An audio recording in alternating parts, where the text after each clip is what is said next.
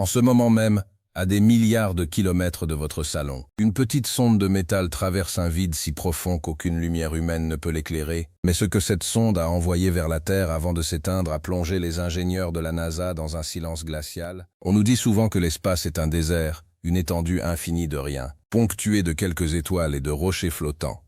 Pourtant, les dernières données récupérées aux confins de notre système solaire et au-delà suggèrent tout le contraire. Il existe des zones où la physique semble s'arrêter, des signaux qui ne devraient pas exister, et des structures si massives qu'elles défient toute explication naturelle. Pourquoi la NASA a-t-elle brusquement changé ses priorités de recherche sur le ciel profond ces dernières années? Qu'ont-ils vu dans l'œil du télescope James Webb qui les a forcés à réviser leur manuel d'astrophysique en secret? Aujourd'hui, nous plongeons dans les dossiers les plus protégés de l'exploration spatiale pour découvrir ce qui se cache réellement aux frontières de l'univers, là où le vide commence à nous répondre. Préparez-vous, car ce que vous allez entendre change radicalement notre place dans le cosmos. Commençons par une anomalie que la science officielle peine à justifier, le grand attracteur. Imaginez que notre galaxie entière, la Voie lactée, ainsi que des milliers d'autres, soit aspirée à une vitesse vertigineuse de 2 millions de kilomètres par heure vers un point précis de l'espace. Le problème, c'est que ce point est situé dans la zone d'évitement, une région masquée par le gaz et la poussière de notre propre galaxie. Pendant des décennies, la NASA a affirmé qu'il s'agissait simplement d'un super amas de galaxies massifs. Mais les nouvelles mesures infrarouges révèlent quelque chose de bien plus troublant. Ce n'est pas juste de la masse, c'est une concentration d'énergie si dense qu'elle semble plier la structure même de la réalité autour d'elle. Certains chercheurs en interne suggèrent qu'il ne s'agit pas d'un objet naturel, mais d'une sorte de point de convergence. Une limite où notre univers connu semble se déverser dans quelque chose d'autre. Si la NASA refuse de donner des précisions, c'est peut-être parce que le grand attracteur ne ressemble à rien de ce que nous connaissons. Mais ce n'est rien comparé à ce que les sondes voyageurs ont découvert en quittant l'héliosphère, en traversant cette frontière invisible qui marque la fin de l'influence de notre Soleil. Voyager 1 et Voyager 2 ont enregistré une augmentation brutale de la densité du plasma. C'était comme si l'espace, au lieu de devenir de plus en plus vide, devenait soudainement plus solide, plus oppressant. Plus étrange encore, les capteurs ont capté des sons, ou plutôt des fréquences radioélectriques, qui semblent organisées. Ce n'est pas le chaos habituel des ondes cosmiques. Certaines sources affirment que ces séquences ressemblent à des codes binaires répétitifs. La NASA a officiellement classé ces bruits comme des interactions de poussière cosmique. Mais pourquoi avoir attendu des mois avant de publier des extraits sonores lourdement filtrés? Aux confins de notre système, là où nous pensions trouver le repos, nous avons trouvé une activité que nous ne pouvons pas encore nommer. Parlons maintenant du télescope James Webb. Cet outil incroyable a été envoyé pour voir les premières lumières de l'univers, mais ce qu'il a trouvé dans les zones de vide absolu a terrifié les cosmologistes. Dans des régions de l'espace où il ne devrait y avoir absolument rien, Webb a détecté des structures géométriques massives qui n'émettent aucune chaleur mais bloquent la lumière des étoiles lointaines. On ne parle pas de planètes ou de nuages de gaz, mais de formes qui s'étendent sur des millions de kilomètres avec des angles droits parfaits. L'explication officielle parle de mirage gravitationnel ou de distorsion optique due aux lentilles du télescope. Pourtant, les ingénieurs qui s'occupent du traitement des images brutales rapportent des objets qui se déplacent de manière coordonnée à des vitesses impossibles pour des corps célestes naturels. Est-il possible que les confins de l'univers soient déjà occupés par des entités ou des technologies dont nous n'avons même pas le début d'une compréhension? L'un des secrets les plus gardés concerne l'anomalie de la zone de vide de Boötz. C'est une région de l'espace de 330 millions d'années-lumière de diamètre qui est presque totalement vide de galaxies. Si l'univers est uniforme, il devrait y avoir environ 10 000 galaxies dans cette zone. On en a trouvé moins d'une centaine. Pourquoi un tel trou dans le tissu de l'univers? Certains astrophysiciens théoriques pensent que nous ne regardons pas un vide naturel, mais une zone de récolte. Une expansion technologique à une échelle galactique qui aurait consommé ou masqué toutes les étoiles de cette région. La NASA surveille cette zone avec une attention inhabituelle, détournant souvent des ressources d'autres missions pour pointer ses capteurs vers ce néant. Qu'est-ce qu'ils essayent de voir dans l'obscurité totale? Y a-t-il quelque chose qui nous observe depuis le vide le plus profond? Une autre découverte troublante concerne le fond diffus cosmologique, cette lueur résiduelle du Big Bang. En l'analysant avec une précision extrême, les scientifiques ont trouvé ce qu'ils appellent l'axe du mal. C'est une anomalie dans la répartition de la chaleur qui s'aligne parfaitement avec l'écliptique de notre propre système solaire. Statistiquement, c'est impossible.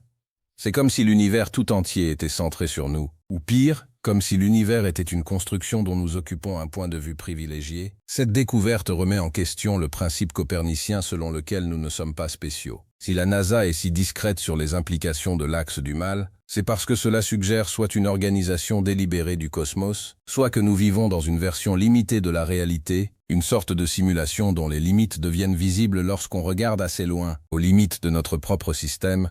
La découverte d'un objet massif appelé la planète 9 continue de diviser, mais ce n'est pas seulement sa taille qui pose problème, c'est son orbite. Elle influence les débris de la ceinture de Kuiper d'une manière qui suggère qu'elle n'est pas arrivée là naturellement. Certains chercheurs de la NASA ont proposé l'idée qu'il ne s'agit pas d'une planète, mais d'un trou noir primordial, une relique du début des temps capturée par notre gravité. Mais des fuites suggèrent une autre hypothèse, celle d'un objet artificiel dont la masse est si concentrée qu'il agit comme une encre pour notre système solaire. Pourquoi garderait-on une telle découverte sous silence ? Peut-être parce que savoir qu'un gardien massif surveille l'entrée de notre système changerait notre vision de la sécurité planétaire. La NASA cache également des informations sur les sursauts radio rapides, ces impulsions d'énergie ultra courtes qui viennent du fond des âges. Récemment, l'un de ces signaux a été capté en provenance d'une zone totalement vide de notre galaxie voisine. Ce qui est effrayant, c'est la structure du signal. Il ne s'agit pas d'une explosion aléatoire, mais d'une séquence mathématique complexe. C'est une transmission. Le problème, c'est que la source se déplace à une vitesse proche de celle de la lumière, non pas en s'éloignant de nous, mais en changeant brusquement de direction, ce qu'aucune étoile ou pulsar ne peut faire. La NASA a classé ces données sous le protocole de détection de signaux non naturels, ce qui signifie qu'il considère sérieusement l'origine artificielle. Il y a aussi la question de la matière noire. On nous dit que c'est une substance invisible qui tient les galaxies ensemble. Mais les dernières observations indiquent que la matière noire ne se comporte pas comme de la matière. Elle semble réagir à une volonté, ou du moins à un schéma organisé. Aux confins de l'univers, là où la lumière des premières étoiles commence à peine à nous parvenir, la matière noire semble former des filaments qui relient les galaxies entre elles, comme un immense système nerveux. Est-il possible que l'univers lui-même soit un organisme vivant à une échelle que nous ne pouvons pas concevoir ? La NASA a découvert des pulsations dans ces filaments, des rythmes qui se répètent tous les quelques milliers d'années. Si l'univers respire, nous n'en sommes qu'une bactérie minuscule. Revenons à Mars, car c'est là que les secrets commencent souvent. Bien que ce ne soit pas les confins de l'univers, les découvertes faites sur la planète rouge servent de base pour comprendre ce qui existe ailleurs. Les caméras du rover Perseverance ont capté des flashs lumineux dans l'atmosphère martienne, qui ne sont ni des météores ni des éclairs. Ce sont des décharges d'énergie au sol, localisées dans des régions où la NASA a interdit tout survol à basse altitude. De plus, les archives de la mission Viking des années 70, récemment déclassifiées par des chercheurs indépendants, montrent des preuves de métabolisme dans le sol martien. Pourquoi nous dire aujourd'hui qu'on cherche toujours de la vie alors qu'ils ont des preuves depuis 40 ans? La réponse est simple, la vie là-bas n'est pas comme la nôtre.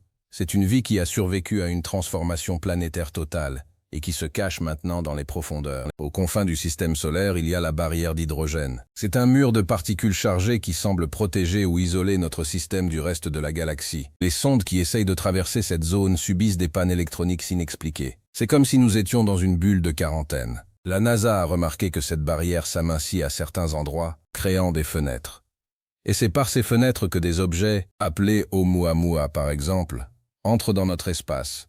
Ces objets n'ont aucun signe de propulsion, mais ils accélèrent en utilisant la gravité solaire d'une manière qui suggère une navigation intelligente. La NASA a des photos haute résolution de ces objets qu'elle refuse de publier. Pourquoi ? Parce que ces objets ne ressemblent pas à des vaisseaux spatiaux de film, ils ressemblent à des organismes biologiques pétrifiés. La question de la lune de Jupiter, Europe, est également centrale. Sous sa croûte de glace, il y a un océan plus vaste que tous ceux de la Terre réunis. La NASA a envoyé des sondes pour détecter des signatures chimiques, mais elles ont trouvé quelque chose de bien plus direct, des sons, des chants ou des fréquences qui émanent des profondeurs de l'océan de glace. Ces sons changent en fonction de la position des autres lunes de Jupiter, comme s'il y avait une communication interplanétaire entre les lunes elles-mêmes. Ce que la NASA cache, c'est l'existence d'une biosphère complexe qui n'a pas besoin de soleil pour prospérer. Une vie basée sur l'énergie marémotrice et géothermique. Mais si cette vie est intelligente, comment interagira-t-elle avec nous? Plus loin encore, dans la constellation du Cygne, il y a l'étoile de Tabi. Cette étoile a des chutes de luminosité erratiques que les poussières ou les planètes ne peuvent pas expliquer. L'explication la plus probable, bien que la NASA évite de le dire trop fort, est la présence d'une mégastructure de Dyson, une sphère construite pour capturer l'énergie d'une étoile. Ce qui est secret, c'est que des signaux infrarouges très précis ont été captés en provenance de cette structure. Ce ne sont pas des messages de paix, ce sont des téléchargements de données massifs. La NASA possède des enregistrements de ces flux de données, mais ils sont cryptés d'une manière que nos ordinateurs quantiques commencent à peine à effleurer. Nous écoutons le réseau Internet d'une autre civilisation, et nous ne sommes pas invités à la conversation. Les trous noirs, eux aussi, cachent des mystères profonds.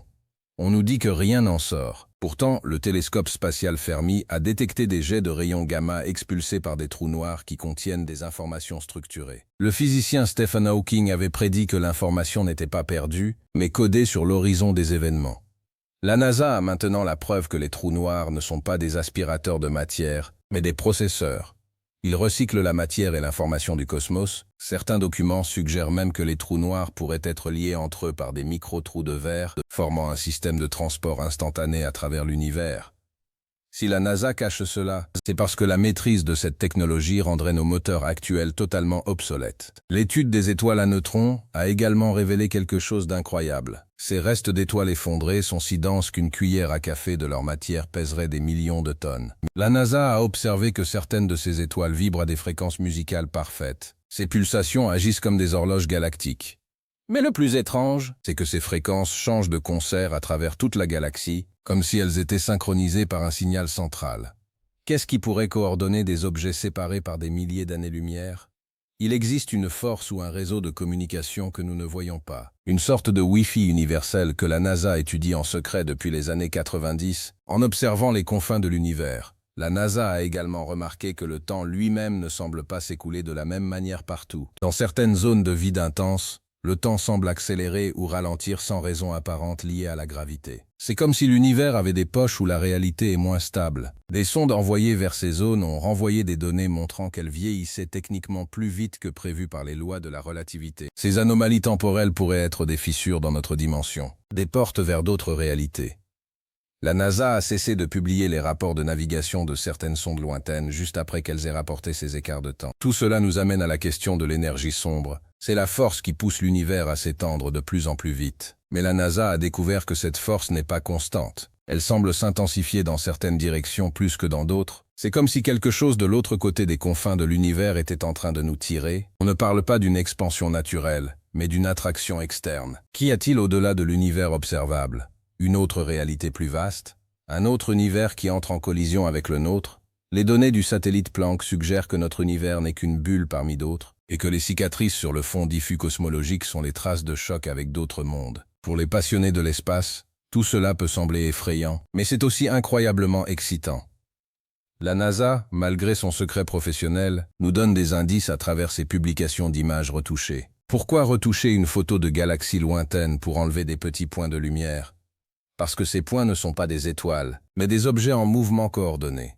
Des flottes de transit à l'échelle interstellaire. Si le public apprenait que l'espace profond grouille de vie et d'activité, notre économie et notre structure sociale s'effondreraient par sentiment d'insignifiance. Le secret n'est pas là pour nous faire du mal, mais pour maintenir une stabilité que nous ne sommes peut-être pas prêts à briser. Il y a aussi les anomalies de la gravité terrestre enregistrées par les satellites. Même ici, si près de nous, l'espace se comporte bizarrement. Des points de concentration de gravité apparaissent et disparaissent dans la haute atmosphère, sans aucune masse visible. La NASA appelle cela des perturbations transitoires. Mais ces perturbations s'alignent souvent avec des positions précises des planètes extérieures. Il existe une mécanique céleste beaucoup plus complexe que la simple orbite de Newton. Une forme de résonance qui relie la Terre aux confins de l'univers. C'est comme si nous étions câblés au cosmos d'une manière biologique. Parlons de la Station spatiale internationale. Bien qu'elle soit très proche de nous, les astronautes y rapportent souvent des phénomènes visuels étranges lorsqu'ils regardent vers l'espace profond. Des lumières qui s'assemblent en motifs complexes avant de disparaître à des vitesses subatomiques. Ces témoignages sont systématiquement classés confidentiels et les astronautes sont débriefés par des psychologues militaires. La NASA veut s'assurer que l'idée d'un espace vide et stérile reste la norme dans l'esprit du public. Pourtant, ceux qui sont allés là-haut savent. Ils savent que l'espace n'est pas un vide, c'est une plénitude. Les découvertes sur les exoplanètes, elles aussi, sont filtrées. On nous annonce régulièrement la découverte de planètes dans la zone habitable. Ce qu'on ne nous dit pas, c'est que pour certaines de ces planètes, le télescope James Webb a détecté des polluants atmosphériques qui ne peuvent être que le résultat d'une activité industrielle. Des molécules complexes d'hydrocarbures synthétiques. La NASA possède la preuve spectrale de civilisation industrielle sur au moins 3 systèmes planétaires voisins, mais annoncer cela signifierait devoir expliquer pourquoi nous n'avons pas encore de contact officiel. Le secret est lié à la protection de notre propre développement technologique. Mais alors, que se passerait-il si l'on décidait de tout révéler? Si la NASA ouvrait ses archives sur les confins de l'univers demain matin, nous découvririons que nous sommes au milieu d'un écosystème cosmique foisonnant. Nous comprendrions que le vide n'existe pas, que l'énergie sombre est peut-être une forme de conscience universelle, et que les trous noirs sont les portes de notre prochaine évolution. Nous verrions que les limites de notre système solaire sont surveillées et que notre avancée technologique est observée avec une patience millénaire. Ce qu'on ne nous dit pas, c'est l'évidence que l'univers n'est pas un hasard froid, mais une construction magnifique et habitée. C'est la découverte que nous ne sommes qu'au début de notre voyage et que tout ce que nous pensions savoir est à peine l'alphabet d'une langue universelle beaucoup plus riche. Les confins de l'univers ne sont pas une fin, c'est une frontière. Et derrière cette frontière se cachent les réponses à nos questions les plus profondes sur l'origine du temps et de la vie. Chaque donnée envoyée par nos sondes, chaque image de nos télescopes est une pièce d'un puzzle que la NASA assemble en silence. Ils craignent peut-être le choc culturel, où ils attendent que nous soyons prêts. Mais une chose est sûre, l'univers est beaucoup plus animé et organisé que ce qu'on nous laisse croire. La prochaine fois que vous regarderez les étoiles, ne voyez pas seulement des points de lumière lointains. Voyez un réseau, voyez des foyers, voyez une activité débordante. L'espace nous attend, et il a déjà commencé à nous envoyer des signes. Il est temps de réaliser que notre curiosité n'est pas seulement un désir humain, c'est un appel. Nous sommes programmés pour explorer, pour comprendre ce qui se cache au-delà de l'horizon. La NASA ne pourra pas garder ses secrets éternellement, car plus nous levons les yeux, plus nous voyons par nous-mêmes. Les confins de l'univers se rapprochent chaque jour grâce à notre volonté de savoir. Et ce que nous y trouverons, ce sera nous-mêmes, mais en plus grand, en plus vaste, en plus connecté.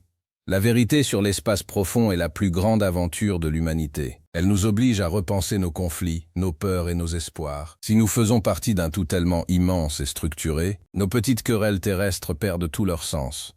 Peut-être est-ce là le véritable secret, celui qui pourrait nous sauver nous-mêmes si nous l'acceptions. L'univers est une symphonie, et nous sommes à peine en train d'apprendre les premières notes. Mais la mélodie est là, elle vibre dans chaque atome de notre corps, venant des zones les plus lointaines du cosmos. En fin de compte, l'espace ne nous rejette pas, il nous invite. Les défis technologiques pour l'atteindre sont immenses, mais notre esprit est déjà là-bas. Les confins de l'univers sont à la fois extraordinairement lointains et présents dans notre propre conscience. On n'est jamais seul quand on regarde le ciel, car le ciel est rempli d'histoires que nous commençons à peine à déchiffrer. La NASA continuera de surveiller, de filtrer et de protéger, mais la lumière de la vérité finit toujours par traverser même le vide le plus obscur. Alors restez attentifs aux petites nouvelles de l'espace. Lisez entre les lignes des bulletins officiels et gardez votre esprit ouvert. L'univers a encore tant à nous dire. Ce que nous avons découvert aux confins n'est que le prologue d'une histoire qui s'étend sur des milliards d'années et des trilliards de kilomètres. Et vous faites partie de cette histoire. Votre présence ici, votre curiosité pour ces mystères, est la preuve que le lien entre nous et les confins de l'univers est réel. L'exploration ne s'arrête jamais. Elle ne fait que commencer. Chaque découverte, même si elle est cachée, nous rapproche de cet instant où le voile se lèvera pour de bon. Et ce jour-là, nous ne verrons pas un univers étranger, mais notre véritable maison. Un endroit où la vie, sous toutes ses formes, prospère dans l'harmonie des lois physiques et spirituelles que nous commençons tout juste à entrevoir. D'ici là, le voyage continue, entre les données cryptées et les images floues, vers une vérité qui nous attend patiemment de l'autre côté du vide. L'univers n'est pas seulement magnifique, il est vivant, et nous sommes sur le point de le découvrir officiellement. Ce secret, une fois révélé, ne sera pas une fin, mais une nouvelle naissance pour notre civilisation. Nous passerons de l'âge de l'isolement planétaire à celui de la citoyenneté cosmique. Les barrières tomberont, les énergies nouvelles remplaceront les anciennes, et notre vision du possible sera décuplée. C'est ce futur que la NASA prépare, avec prudence, en attendant que nous puissions supporter le poids de cette révélation. Le cosmos est patient, il a tout le temps du monde, mais nous avons la passion et l'audace, et c'est ce qui nous mènera finalement jusqu'aux confins les plus lointains, là où le secret n'en sera plus un. N'oubliez pas que chaque étoile que vous voyez a peut-être quelqu'un qui, de l'autre côté, regarde dans votre direction et se pose les mêmes questions. Nous sommes connectés par le simple fait d'exister dans la même réalité. Le secret des confins, c'est que nous n'avons jamais été seuls, jamais été abandonnés et jamais été limités par autre chose que notre propre perception. L'univers nous aime, à sa manière imposante et mystérieuse, et il a prévu de grandes choses pour la petite graine de conscience que nous représentons. Le meilleur reste à découvrir, Et cela se passera là-bas, parmi les lumières éternelles du grand vide. L'astronomie est le langage de l'espoir. Même dans l'obscurité la plus totale, on cherche une lueur. Et cette lueur est toujours là. Elle nous attend aux confins de l'univers, prête à nous transformer. Gardez les yeux ouverts car le secret est sur le point d'éclater. Et quand cela arrivera, ce sera la lumière la plus brillante que nous ayons jamais vue. Bienvenue dans l'univers réel, celui que la NASA commence à peine à nous murmurer. C'est votre univers, et votre voyage commence maintenant.